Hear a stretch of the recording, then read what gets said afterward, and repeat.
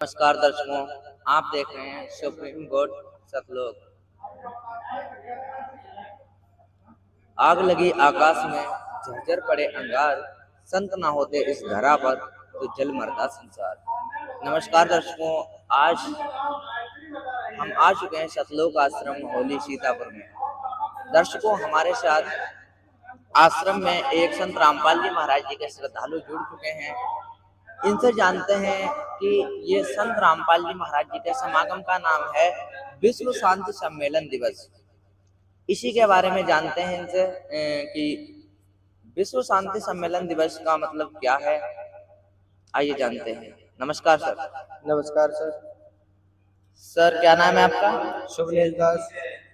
शुभनेश जी, आप कहाँ से आए हैं? शाहजहाँपुर से। सर हमारे दर्शकों को बताइए कि विश्व शांति सम्मेलन दिवस का मतलब क्या है? विश्व शांति सम्मेलन दिवस का ये मतलब है, जो ये विश्व शांति सम्मेलन दिवस मनाया जा रहा है जो संत रामपाल जी महाराज। अभी आपने देखा है कि इजराइल और कई बड़े प्रदेशों में ये युद्ध हुआ है, जहाँ पे कई मतलब बेकसूर आदमी मरे हुए हैं। जो जनता थी बेकसूर, बहुत सारी जनता मरी हुई है। तो उसके हेत में कोई धर्म गुरु नहीं सोच रहा था, तो संत रामपाल जी महाराज ने उस उपलक्ष्य में उनकी आत्मा को शांति के लिए ये यहाँ पे विश्व शांति समागम रखा है, जिसमें करोड़ों श्रद्धालु आए हुए हैं और ज्योति यज्ञ जला है और पाठ जला है। जो शास्त्रों में वर्णित पाठ है वो पाठ चला है यहाँ पे शास्त्रों अनुकूल। सर क्या इस समागम मात्र से क्या शांति स्थापित हो सकती है? ऐसे कैसे संभव है? विदेशों में तो जंग चल रही है और बम गिराए जा रहे हैं, ऐसे कैसे शांति स्थापित हो सकती है? इस बात का भी एक प्रमाण है। जिस दिन संत रामपाल जी महाराज 22 वर्षों के जेलदान से आए थे, उसी दिन ये युद्ध खत्म हो गया था, उसी दिन ये विश्व शांत हो गया था। और ये भविष्यवाणी भी की थी भविष्यवक्ताओं ने कि वो तीसरा धर्म युद्ध नहीं होगा, जो तीसरा विश्व युद्ध हो वो नहीं होगा, वो किसी संत महात्मा से ही टल जाएगा। तो वो तीसरा विश्व युद्ध जो आप बता रहे हैं वो किस संत से टल सकता है? वो संत जो भविष्यवाणी की है वो संत रामपाल जी महाराज पे ही वाणी पूरी करी उतर रही है, और वो संत रामपाल जी महाराज है। आज देख सकते हैं उनके करोड़ों शिष्य जो है, कोई हिंदू है, कोई मुसलमान है, कोई ईसाई है, हर धर्म से उनके श्रद्धालु है। और आज इस समागम में करोड़ों श्रद्धालु आए हैं। आप देख सकते हो कि इस समागम में किसी जाति व पाति का कोई भेदभाव नहीं है। सब एक जगह बैठ के खाते पीते अपने भाई बहन जैसे रहते हैं। ऐसा व्यवहार कहीं नहीं देखने को मिलेगा। जैसे सर आपने एक जाति वाली बात कही है, यहाँ पर जैसे कोई हिंदू धर्म को लोग ज्यादा महत्व देते हैं, क्योंकि यदि अगर यहाँ पर कोई मुस्लिम धर्म से कोई विजिट करता है तो यहाँ पर उसके साथ कैसा व्यवहार करेंगे आश्रम के लोग? उसके साथ जैसा हमारे हिंदू धर्म के लिए व्यवहार बनाया है वैसा ही यहाँ पे संत रामपाल जी महाराज ने कहा है, हिंदू मुस्लिम सिख ईसाई धर्म नहीं कोई न्यारा है। जो यहाँ पे जो है कि संत रामपाल जी महाराज इसी चीज को खत्म कर रहे हैं। जो भी कोई धर्म का है, चाहे वो हिंदू हो या मुसलमान हो, ईसाई हो। अच्छा एक बात बताइए सर, जैसे कोई मुसलमान भाई आया और जैसे हिंदू तो बहुत है और मुसलमान भाई दो चार आ गए आश्रम में, तो क्या वो एक साथ खाना बैठकर खा लेंगे? जी, एक साथ क्या, एक पाँच पाँच में ही बैठ के खा सकते हैं, इसमें कोई भी भेदभाव नहीं किया जाता है। अच्छा, यहाँ पर देखा होगा आपने, सभी ही एक साथ ही भंडारा करते हैं बैठ के, कोई भी भेदभाव नहीं, चाहे वो किसी कास्ट से भी हो। सर इतना बड़ा चेंजेस आप बता रहे हो, जैसे अन्य कथाओं में जो व्यक्ति जाते हैं या कहीं भागवत होती है, कहीं अनुष्ठान होता है, तो वहां पर तो जैसे हिंदू धर्म के जो धर्मगुरु हैं और कोई मुस्लिम धर्म का कोई व्यक्ति है अधिवक्ता, जैसे कोई बड़ा उच्च लेवल का व्यक्ति हो, उसे ही अपनाते हैं। तो यहाँ पर भी ऐसा होगा कि कोई बड़ा उच्च लेवल का अधिकारी आया मुस्लिम हो, उसे बिठाकर आपस में खाना पास पास खा लेते हो, ऐसा है? ऐसा यहाँ पे कोई नहीं हो, चाहे वो कोई नेता हो, चाहे वो कोई भी हो, पर जो श्रद्धालु जो चाहे वो छोटा हो बड़ा आदमी हो सब एक ही जगह बैठ के खाते हैं। यहाँ पे ना किसी की बड़े की देखी जाती है ना छोटे की, सबको एक समान ही माना जाता है। यही संत रामपाल जी महाराज सिखाते हैं। जैसे कोई आम व्यक्ति मुसलमान भाई आए, वो आश्रम में विजिट करे, तो क्या उसके लिए भी ऐसी सुविधा उपलब्ध रहेगी? ऐसे ही सुविधा हर किसी के लिए, सबके लिए यही सुविधा उपलब्ध रहेगी। अच्छा सर, और हमारे दर्शकों को बताइए कि विश्व शांति सम्मेलन दिवस जो आपके गुरु जी ने ये महासमागम का अनुष्ठान किया है, और इससे क्या क्या समाज में प्रभाव पड़ सकता है?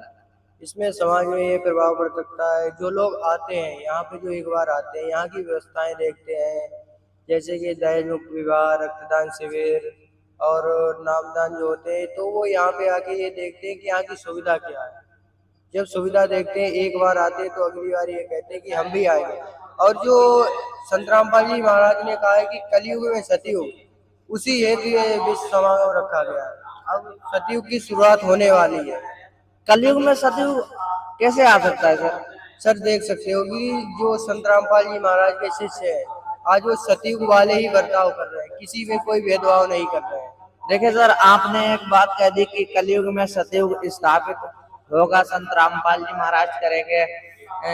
अन्य जैसे यहाँ पर तो लोग मान सकते हैं कि संत रामपाल जी महाराज जी के जो श्रद्धालु हैं वो उनके नियम गाइडलाइन कर सकते हैं, लेकिन अन्य लोग हैं वो तो नशे के जीवन में मस्त हैं और अनेक बुराइयां करते हैं, उन्हें उसमें अच्छा लगता है। तो इस विषय में आप क्या कहेंगे, कैसे सतयुग स्थापित हो सकता है सर? जैसे कि आज तक उन्हें कोई सच्चा ज्ञान नहीं मिला है, जिस चीज से उन्हें डरना था आज तक वो किसी धर्म गुरु ने ज्ञान नहीं पढ़ाया। जो संत रामपाल जी महाराज वेदों से प्रमाणित ज्ञान दे रहे हैं, तो उसको एक बार जब सुनता है तो वो विचार करता है कि ये सच्चा ज्ञान है। तो उसके लिए संत रामपाल जी महाराज ने कहा जो मेरा एक बार ज्ञान समझेगा वो मेरा ही हो जाएगा। जैसे कि देख सकते हो जो आजकल संत रामपाल जी महाराज की बुराई कर रहे हैं, आज वही संत रामपाल जी महाराज के गुण गा रहे हैं। ये कलयुग में सतयुग से क्या कम है? जहाँ पर बाढ़ आई थी करोड़ों आदमी बूढ़ रहा था, क्या कोई और नहीं बचा सकता था? ये तो संत रामपाल जी महाराज ने ही चमत्कार किया है, कलयुग में सतयुग का उद्धार किया है। क्या ऐसा किया संत रामपाल जी महाराज ने जब बाढ़ आई थी? जब बाढ़ आई थी तो करोड़ों रुपए के मोटर दिए थे, जो वहां से खुद उनके श्रद्धालु गए थे, सारा पानी उतराया और खेतों में उनके गेहूं की बुझाई कराई। और जैसे कि आपने देखा होगा जो गरीब लोग हैं उनके पास घर नहीं है, तो उनको संत रामपाल जी महाराज अपनी अन्नपूर्णा मुहिम हेतु उनको घर बनवाते हैं, खाने का राशन देते हैं।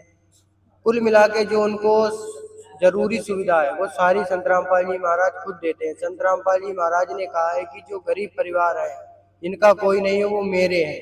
सर वो तो बात आपकी सही है, लेकिन इसके लिए कोई टोकन भी तो काटते होंगे संत रामपाल जी महाराज? कोई टोकन नहीं काटता, सारा ही निःशुल्क। निःशुल्क? बिल्कुल कोई भी फार्म का पैसा नहीं, कुछ भी नहीं। संत रामपाल जी महाराज के अनुयायी हर जगह है, वो यही देखते हैं कि कौन गरीब है, उसकी प्रार्थना गुरु जी के पास जाती है। गुरु जी वहां से मेरे गुरु जी आदेश करते हैं कि बेटा इनको हमारी अन्नपूर्णा मुहिम हेतु इनको भी सुविधा दिलवाई जाए, जो भी इनको चाहिए, कोई चीज में कमी ना छोड़े। सर इतनी बड़ी बात आपने कह दी कि सब निःशुल्क संत रामपाल जी महाराज कर रहे हैं। ऐसा कैसे संभव हो सकता है कि हर एक प्राणी को देख रहे हैं संत रामपाल जी महाराज? अन्य लोग तो जैसे अन्य जो धर्मगुरु हैं या अन्य कोई उच्च लेवल का अधिकारी है, आवास एक हिसाब से मान लो सरकारी आवास योजना जो आती है, वो सरकार जो पैसा देती है उसमें से भी जो सरपंच लोग होते हैं उसमें से भी अपनी तनख्वाह ले लेते हैं। तो इसका इसमें क्या मतलब है?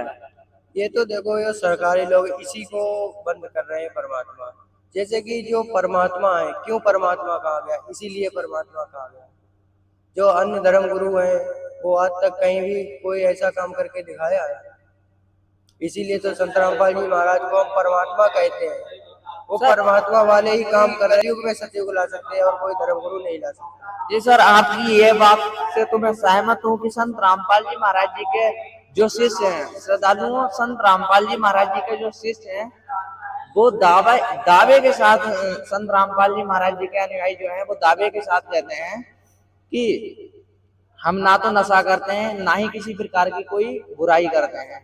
और एक सर मिले हैं, ये भी वही बात बता रहे हैं कि कलयुग में सतयुग स्थापित होना।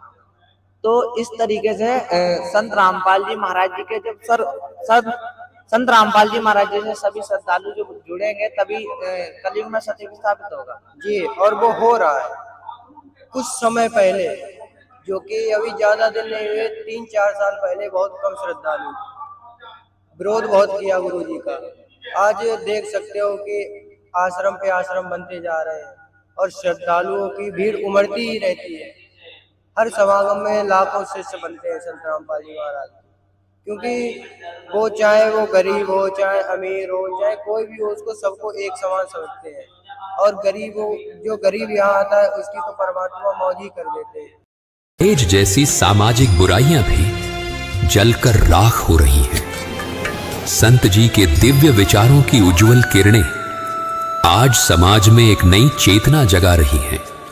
पूरी पृथ्वी के प्राणी हम एक परमात्मा के बच्चे, हमें तो पता लग चुका है। पूरे संसार के जितने भी प्राणी हैं हम एक पिता की संतान हैं और सबके उद्धार के लिए प्रयत्न है। ऐसी चेतना जो हर जीव के भीतर दया, करुणा और उदारता का सागर बहा रही है।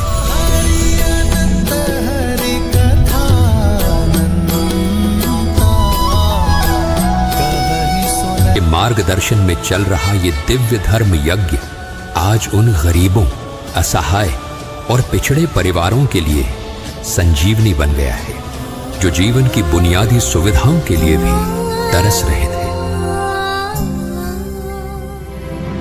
दुख है, मम्मी पापा नहीं है और घर में घर गिरने वाला पप्पा।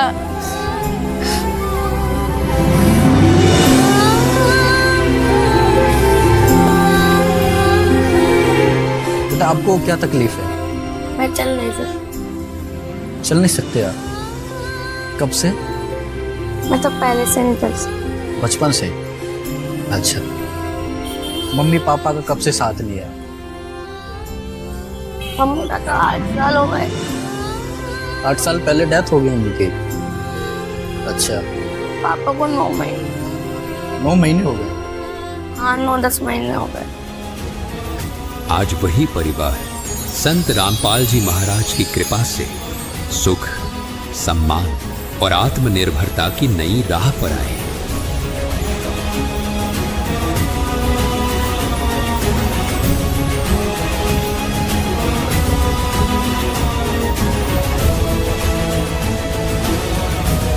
पूरा मुहिम के रूप में भी देख सकते हैं। अपने आप में एक वरदान है उस व्यक्ति के लिए जो गरीबी से हार चुका है, जो बीमारी से ग्रस्त है, जो कुदरत की मार झेल रहा है।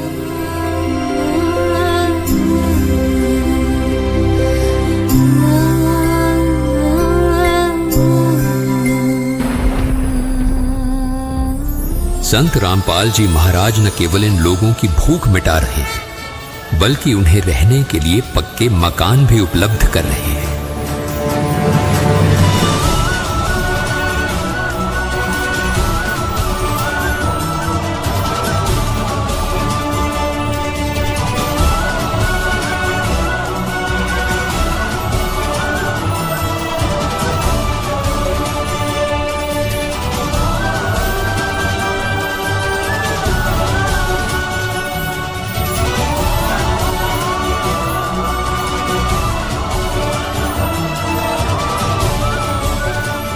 साथ ही इन बेसहारा और गरीब लोगों के जीवन रूपी गाड़ी को भी सही और सुगम मार्ग पर ला रहे हैं, जो निराशा और संघर्ष के दलदल में फंस गई थी।